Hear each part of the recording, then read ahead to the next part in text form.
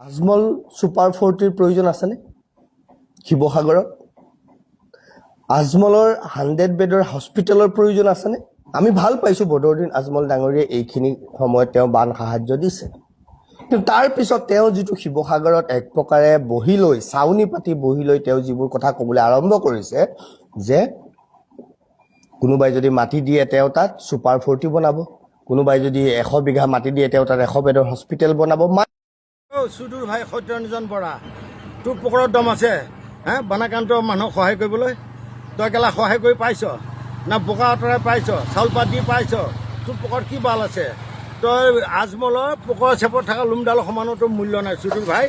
তই উল্টা পুল্টা কথা কৈ আছ যে এটা ৰাতুল কলিতা, এজনী শিখা শৰ্মা, সুদূৰ ভাইহঁত গিৰিয়েক ঘৈণীয়েক গোটেইকেইটা লগ লাগি পেলাই যে মুছলমানৰ বিৰুদ্ধে কৈছ।